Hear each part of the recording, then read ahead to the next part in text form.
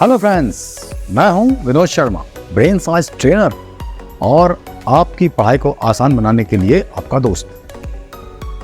Long theories के बारे में क्या ख्याल है आपका? लंबे लंबे आंसर्स, बड़ी थ्योरी। बहुत बार जब मैं छोटा था तो ये सोचता था कि कुछ ऐसा मैजिक हो जाए कि इतने बड़े बड़े आंसर बस एक बार में याद हो। लॉन्ग थ्योरी की एक स्पेशलिटी होती है कि उसमें बहुत सारे फैक्ट्स होते हैं, उन फैक्ट्स की सीक्वेंस से उस पूरे आंसर को याद रखना होता है। तो आज हम जानेंगे लॉन्ग आंसर्स को याद करने के लिए सबसे बेहतरीन मेथड कौन सा है। आपको मैंने एक लिंक मेथड सुनाया था या स्टोरी मेथड, उसी को जब एक्सटेंशन किया जाता है तो बन जाता है वो M4 फैक्टर। आज का हमारा टॉपिक है M4 फैक्टर, यानी कि मेंटल मूवी मेकिंग मेथड। कोई सी भी मूवी हो, आपको पता है जब आप मूवी देखते हैं तो 3 घंटे में क्या क्या देख चुके होते हैं। आपकी फेवरेट मूवी बाहुबली हो या शोले हो या क्रिश हो या कोई से भी मूवी हो आपकी, अगर आप उसके स्क्रिप्ट राइटर से बात करेंगे तो आपको पता चलेगा कि उस मूवी की जो स्क्रिप्ट है वो 1000 पेजेस से भी ज़्यादा होती है। और जब उस स्क्रिप्ट के साथ डायलॉग्स आते हैं, हर तरह का एक्सप्रेशन आता है और वो सब कुछ लिखा जाता है, तो वो बहुत बड़ी हो जाती है। यानी 1000 पेजेस की एक बुक आप 3 घंटे में पढ़ भी लेते हो, सुन भी लेते हो, याद भी कर लेते हो, बिकॉज उसका फॉर्मेट होता है विजुअल मूवी। इसी तरह से आप अपने लॉन्ग आंसर्स की एक मेंटल मूवी बना करके आप उन्हें आसानी से याद कर सकते हैं। करके देखते हैं। आज का हमारा टॉपिक है हिस्ट्री का एक टॉपिक, मोहनजोदाड़ो। मोहनजोदाड़ो अगर हिस्ट्री में पढ़ाया जाए तो उसके पॉइंट्स आपके सामने ये आएंगे। मैंने पॉइंट्स क्यों बोला? क्योंकि किसी भी थ्योरी को आसानी से याद करने का तरीका है उसके कीवर्ड्स निकाल करके उन्हें पॉइंट्स में कन्वर्ट कर लेना। पूरा सेंटेंस तो आप बना सकते हो, कीवर्ड्स हमें ध्यान होने चाहिए। तो इसी तरह से अगर हम इसे थ्योरी में देखेंगे तो ये इतना बड़ा आंसर नजर आएगा, लेकिन इसमें से कीवर्ड्स निकाल करके उन्हें पॉइंट्स में रख लेंगे तो ये इस तरह से दिखाई देगा। तो पहला हमारा स्टेप होता है सिंप्लीफिकेशन। किसी भी थ्योरी या किसी भी क्वेश्चन को याद करने का पहला स्टेप है सिंप्लीफिकेशन। सिंप्लीफिकेशन का मतलब है फाइंडिंग आउट द कीवर्ड्स। जो भी कीवर्ड्स हैं एक पर्टिकुलर सेंटेंस में, उन्हें एक साथ रखना और इस तरह से उनको एक एक करके सारे कीवर्ड्स निकाल लेना। उसके बाद दूसरा स्टेप होता है टैबुलेशन। टैबुलेशन का मतलब होता है जितने कीवर्ड्स हैं उन्हें एक टेबल में या पॉइंट्स में कन्वर्ट कर लेना। इससे वो सिंप्लीफाइड हो जाता है। और उसके बाद अगला स्टेप होता है हमारा कन्वर्जन।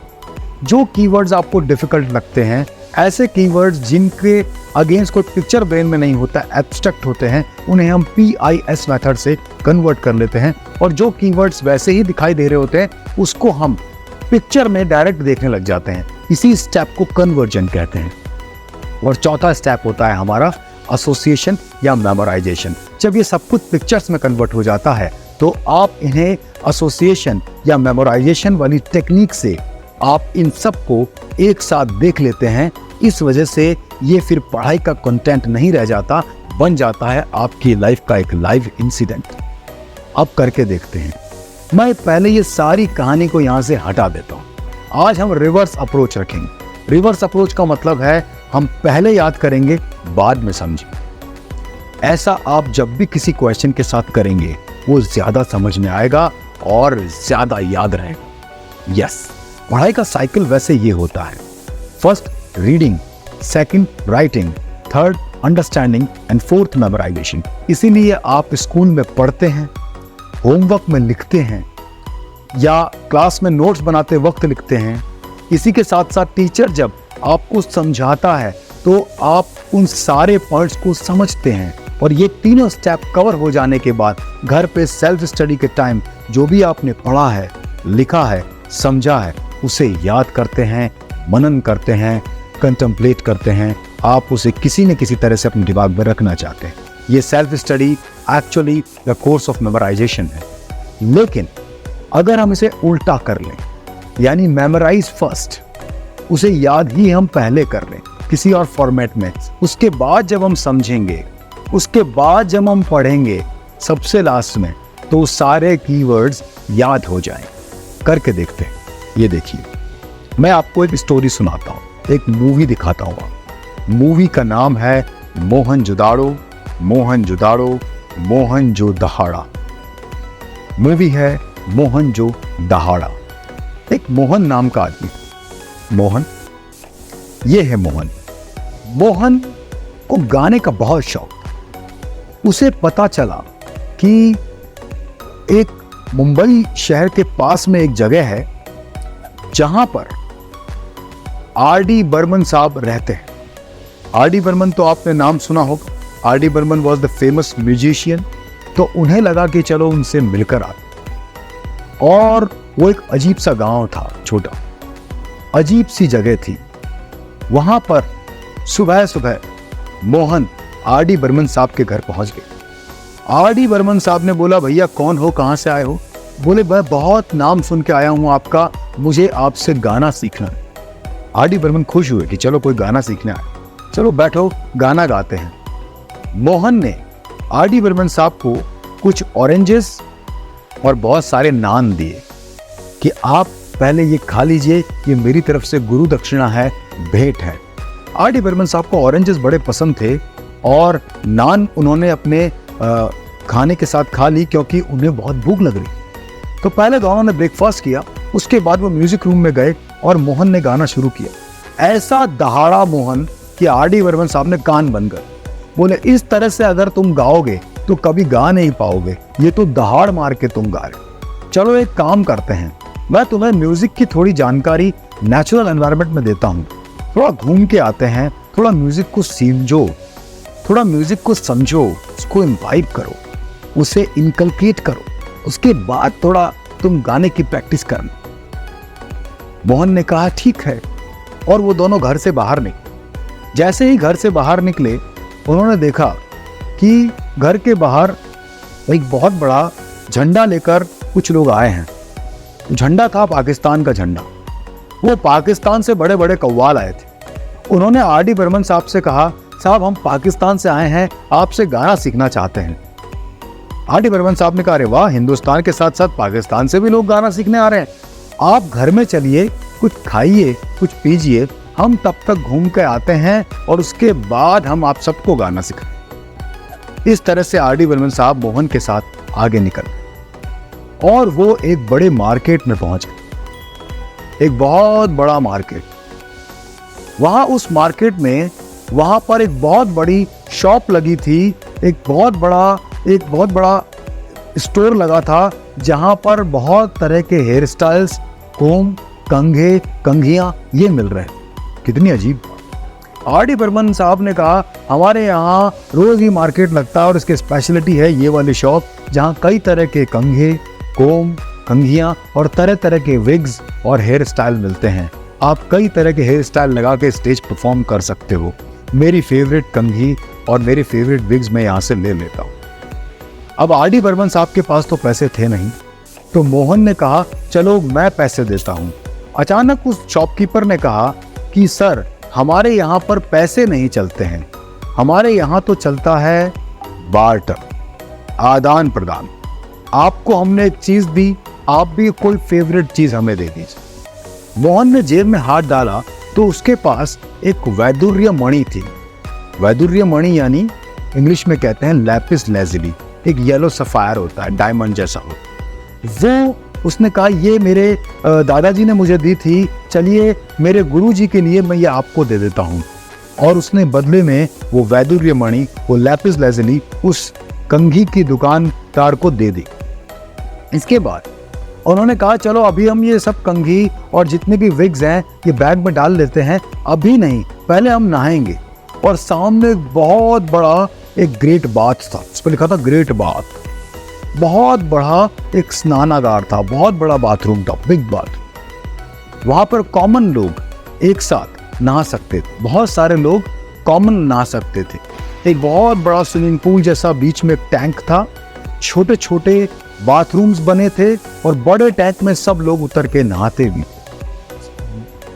आर.डी. बर्मन साहब और मोहन दोनों अंदर चले गए और नहाने लगे। नहा धो के तैयार होके बाहर निकले उस बाथरूम के पीछे वाले गेट से, तो देखा सामने से कुछ लोग सूट बूट पैंट टाई पहनकर आ रहे हैं।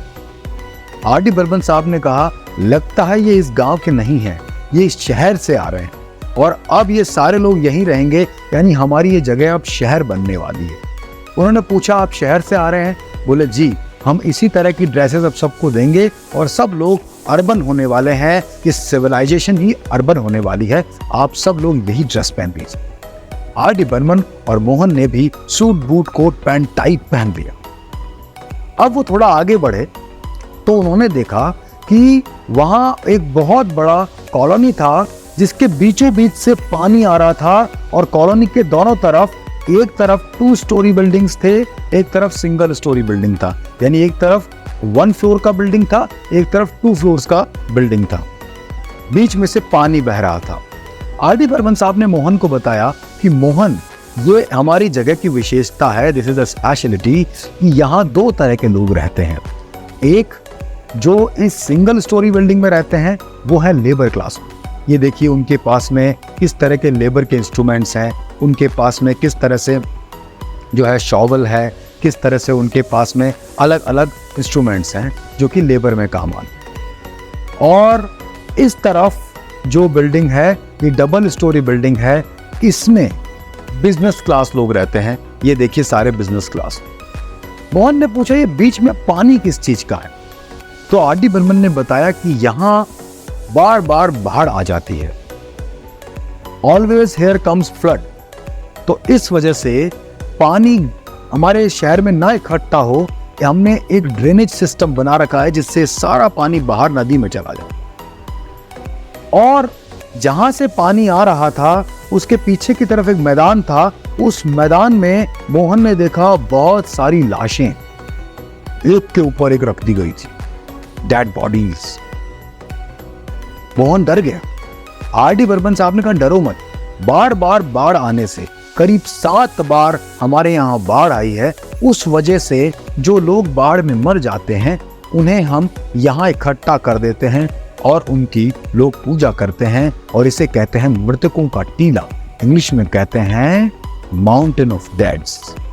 क्योंकि बार बार बाढ़ आने की वजह से ये डेड बॉडीज इकट्ठी हो गई तो यहाँ इकट्ठी कर दी जाती है। मोहन थोड़ा डर गया। अचानक जोर से शोर मचने लगा, भागो भागो भागो, बाढ़ आ गई, फिर से बाढ़ आ गई, here comes a flood, that would be flooding, भागो भागो, that would be flooded, भागो भागो। और सब लोग भागने लगे और जाकर के मोहन और आर.डी. बर्मन साहब दौड़ते रहे और पहुंच गए एक फैक्ट्री में। पीछे पानी आ रहा है तेजी से, दोनों आगे आगे भाग रहे हैं। वो एक फैक्ट्री में घुस गए और जोर से दरवाजा बंद कर दिया। पानी फैक्ट्री की दीवार से टकरा कर पीछे हट गए और दोनों फैक्ट्री में घुस गए। उन्होंने देखा तो ये फैक्ट्री, जब उन्होंने लाइट जलाई तो ये फैक्ट्री तो बैंगल्स की फैक्ट्री थी, चूड़ियों की, तरह तरह की चूड़ियां लगी।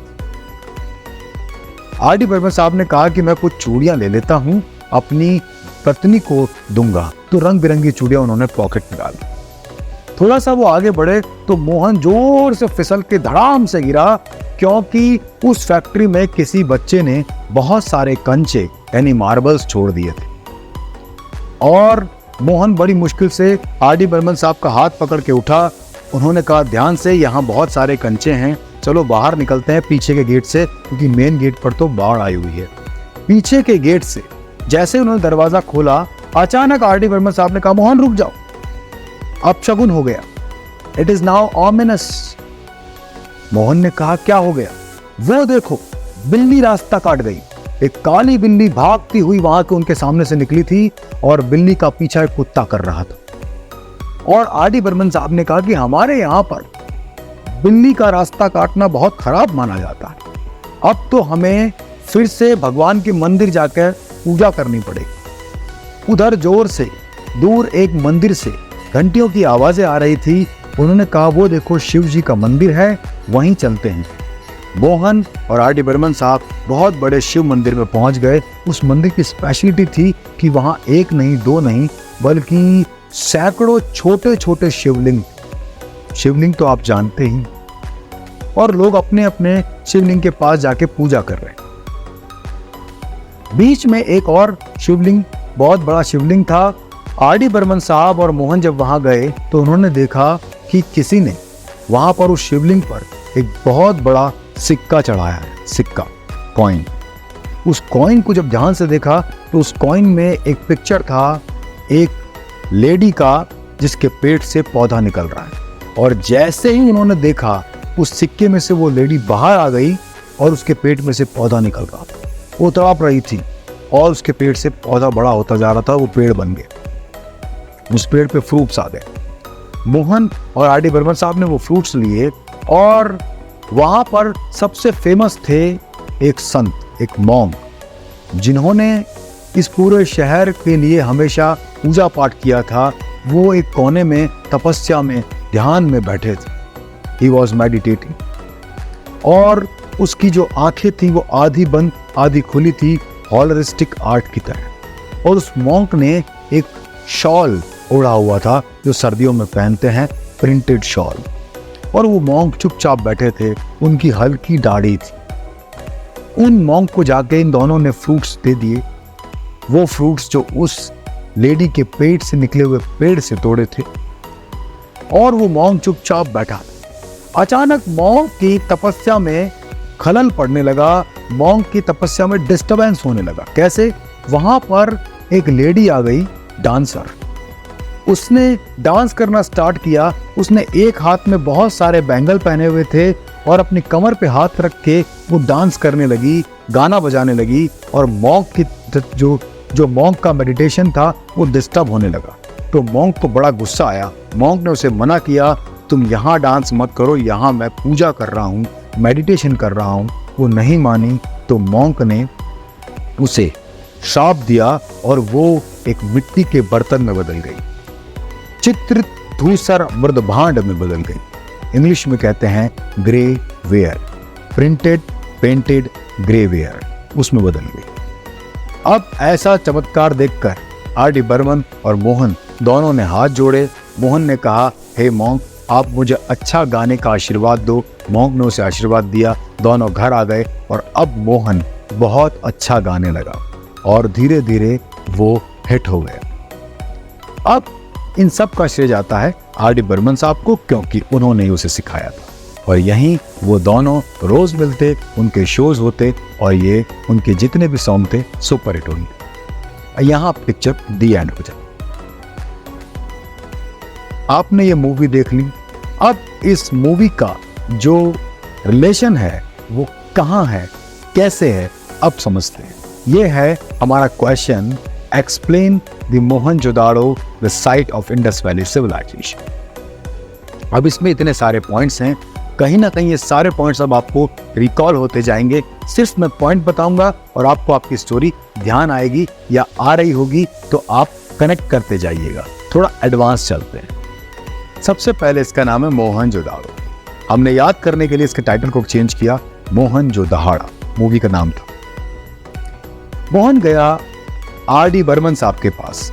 तो पहला पॉइंट है, this site was discovered by professor R D Banerjee. Mohan ने ऑरेंज और नान एज ए गिफ्ट उन्हें दिया था। इसका दूसरा पॉइंट है, दैट वॉज डिस्कवर्ड इन 1922। 19 यानी ऑरेंज, 22 यानी नान। कैसे करके देखें। ऑरेंज फिग्योर मेथड यूज किया है। यहाँ पर कलर है, 19 को हमने जब सेंचुरी कोड दिया तो ऑरेंज कलर के लिए हमने सिंबल ले लिया ऑरेंज। और 22 को फोनेटिक से कन्वर्ट करेंगे, 2 और 2 एन हम ले सकते हैं नान तो खाई होगी आप। तीसरा पॉइंट है, that was spread in Pakistan में ढूंढी गई, पाकिस्तान में फैली हुई थी। अब इसे याद रखने के लिए आपको याद आया होगा, कुछ पाकिस्तानी कव्वाल आए थे पाकिस्तान का झंडा लेके। Now there was a great market. इससे याद आएगा कि वो लोग मार्केट में गए थे। Many types of hair styles found in this civilisation हमारा पॉइंट है। आपको याद आ रहा होगा, कई तरह के हेयर स्टाइल, कंघी और विग्स का शॉप था। This civilisation had a barter system for trading. ये पॉइंट से आपको याद आएगा जब उस शॉपकीपर ने कहा था हम पैसे नहीं लेते, हमारे यहां बार्टर चलता। Lapis lazuli found in this civilisation, a kind of diamond, lapis lazuli. आपको याद आ रहा होगा, मोहन ने लैपिस लेज़ुली दिया था बदले में उस shopkeeper. Great bath was the specialty and found in this civilization. बृहद स्नानागार, बड़ा ग्रेट कॉमन बाथ वहाँ का स्पेशलिटी था। आपको याद आ रहा होगा, दोनों नहाने गए थे एक बड़े ग्रेट बाथ के अंदर, बड़े common bathroom. This was an urban civilisation, ये पॉइंट है याद करने के लिए। हमने अगला सीन क्या था आपका, अर्बन लोग, शहरी लोग, सूट बूट पहने हुए लोग। कैसे पहचानोगे जिन्होंने सूट बूट पहना हुआ है वो कहाँ के लोग होंगे, गांव के या शहर के? कॉमन सेंस है, शहर के होंगे। तो एग्जैक्टली इससे ये पॉइंट याद आएगा कि this civilisation was urban civilisation. This civilisation was classified into two classes, business class and labour class. अब ये कैसे याद रहेगा, हमने बताया था कि वहां पर 2 स्टोरी बिल्डिंग थी और उसमें बिजनेस क्लास लोग और लेबर क्लास लोग रहते थे। अगला पॉइंट है, 2 types of residential planning was made in this civilisation, double storey buildings and single storey buildings. Business class people used to live in double storey building and labour class people used to live in single storey building. बस इन दोनों ही point में आपका पूरा scene है वो। तो वो सीन आपको ये दोनों पॉइंट याद दिलाएगा कि 2 तरह की बिल्डिंग होती थी, 2 तरह के घर हुआ करते थे, और इस तरह से जो टाउन प्लानिंग थी इनकी वो ऐसी थी कि जिसमें 2 स्टोरी में तो बिजनेस क्लास लोग रहते थे और सिंगल स्टोरी के अंदर लेबर क्लास। तो ये अगला पॉइंट है, a very big and great drainage system was made. तो आपने देखा था कि बीच में से नाला था जो कि नदी में जा रहा था, इससे ये पॉइंट याद आएगा कि ड्रेनेज सिस्टम था। देखो, this civilisation is known as mountain of deads. इस पॉइंट को कैसे याद किया था कि आपने वो टीला देखा था जिसके अंदर बहुत सारी डेड बॉडीज थी। 7 times this civilization was flooded. That is the reason it is called Mountain of Deads, because this civilization got destroyed 7 times and re-established 7 times. So इस पॉइंट से आपको ये बात एक टीले से और वो जो बातचीत उन दोनों के बीच में हुई थी कि यहाँ 7 बार बाढ़ आई, 7 बार लोग मरे, उनकी एक माउंटेन बना दी गई और वापस ये एस्टैब्लिश भी हुआ। बस इस तरह से आपको ये याद रखना। अगला पॉइंट याद आ रहा है आपको, देखिए यहाँ क्या लिखा है। इसके बाद वहां पर फिर से बाढ़ आ गई तो वो भाग कर एक फैक्ट्री में गए। तो अगला पॉइंट है, अ बेंगल फैक्ट्री वॉज फाउंड। तो इससे याद रहेगा चूड़ियों की इस फैक्ट्री के अंदर वो लोग थे। Some marbles were found. तो मार्बल से याद आ जाएगा, कुछ बच्चों ने मार्बल्स फैक्ट्री में फेंक दिए थे जिससे मोहन गिर गया। तो ये पॉइंट आपको याद दिला दे। A picture that depicted a cat chased by a dog was found in this civilization। एक ऐसा फोटो मिला जिसके अंदर एक बिल्ली का पीछा कुत्ता कर रहा है। ये कैसे याद रहेगा, ध्यान आएगा आपको स्टोरी में। जब वो फैक्ट्री से बाहर निकले तो उन्होंने कहा बिल्ली रास्ता काट गई और उसका पीछा कुत्ता कर रहा है। इससे आपको ये ध्यान रहेगा। इसके बाद मैनी शिवलिंगास वर फाउंड। कैसे याद रहेगा कि वो शिवलिंग की पूजा करते थे और शिवलिंग मिले थे बहुत सारे। ये पॉइंट याद रखने के लिए अगला सीन पिक्चर का आपके मेंटल मूवी का था कि उसके बाद वो एक बड़े मंदिर में चले गए जहां कई तरह के छोटे छोटे शिवलिंग। A coin was found that depicted a lady giving birth to a plant. तो एक सिक्का मिला जिसमें एक महिला का चित्र है जो एक पौधे को पैदा कर रही है, पौधे को जन्म दे रही है, उसके पेट से पौधा निकल रहा है। ये समझने में आपके टीचर ने भी समझाया होगा, मैं भी बता देता हूँ। इसका मतलब ये है कि वो मेल डेटी यानी कि पुरुष देवता के रूप में शिवलिंग को पूजा करते थे, शिवजी को पूजा करते थे, और महिला देवता के रूप में फीमेल डेटी के तौर पर वो धरती माता को पूजते थे। वो जो कॉइन है वो धरती माता का पिक्चर है, यानी धरती माता के पेट से तो पौधे निकलते हैं। एग्जैक्टली वही डिपिक्शन है, वही यहाँ पर सिंबलाइज किया हुआ है। तो the coin depicted a lady giving birth to a plant. ये आपको कैसे याद आया, जब आपने शिवलिंग के पास में बड़ा कॉइन देखा जिसके अंदर से एक महिला निकल गई जिसके पेट से पौधा निकल रहा था, उसके फल आपने जाके अगला पॉइंट आपको जो आएगा वो उसके फल से जुड़ा हुआ है, आपको याद आ जाएगा। आपने वो फल एक मॉन्क को दिए थे। देखिए, an statue of a monk that was meditating having beard and wearing a shawl. This statue was holistic art. तो ये सारी बातें आपको इस पिक्चर में दिख रही हैं। ये देखिए, एक मॉन्क, हॉलिस्टिक का मतलब होता है आंखें आधी बंद आधी खुली, राइट। इस तरह से ध्यान की मुद्रा है ना, मेडिटेशन का मुद्रा। तो अब आपको दिखाई दे रहा होगा कि ये पिक्चर अपन देखा था, अपन ने एक साधु देखे जो बड़े फेमस थे, हमेशा शांत रहते थे, शॉल ओढ़े रहते थे, उनकी दाढ़ी थी, राइट। तो यही वाला वो पिक्चर है, तो इससे याद आ गया होगा आप। और an statue of a lady, an statue of a dancing lady wearing bangles in one hand that was also found in this civilization। याद कैसे आएगा? आपको ध्यान होगा मॉन्क की जो तपस्या थी, उसका जो मेडिटेशन था, उसको डिस्टर्ब कर रही थी एक लेडी का डांस। तो बस इससे आपको ये वाला पिक्चर याद आ जाएगा। वो लेडी ने जो है बैंगल्स पहने हुए थे, डांस कर रही थी, राइट। और लास्ट पॉइंट है a painted grey ware was also found in this civilisation. एक मिट्टी का बर्तन जो कि पेंट किया हुआ है वो इसमें मिला। याद कैसे आया? जब उस मॉन्क ने अपने कर्ज से उस लेडी को जो बार बार डिस्टर्ब कर रही थी, क्या बना दिया? एक मिट्टी का बर्तन बना के साइड में खड़ा कर दिया। तो इस तरह से आपको लास्ट पॉइंट भी ध्यान आ गया। कितना कमाल का है ना ये मेथड। आपने ये सारे याद नहीं किए, आपको पहले से ही याद है, और अब आप ये आंसर एज इट इज लिख सकते हैं। मोहनजोदाड़ो के बारे में जब भी आंसर आएगा आपको याद रहेगा। जब इंडस वैली सिविलाइजेशन या हिस्ट्री में इस तरह से सिविलाइजेशन पे क्वेश्चंस आते हैं तो कई बार वो कंफ्यूज करने के लिए आपको इस तरह से भी आते हैं कि बताइए पेंटेड ग्रे वेयर कहाँ मिला? कालीबंगा में, हड़प्पा में, मोहनजोदाड़ो में या लोथल में? अब ये ध्यान रहना चाहिए, राइट। मार्बल्स कहाँ मिले? कौन सी सिविलाइजेशन की स्पेशलिटी है एक पेंटिंग जिसमें एक बिल्ली का पीछा कर रहा है कुत्ता? या कौन सी सिविलाइजेशन को माउंटेन ऑफ डेड्स भी कहते हैं? ऐसे क्वेश्चन सबके आंसर अब आप अपनी पिक्चर से दे सकते हो, क्योंकि पिक्चर में कोई गलती नहीं हो सकती।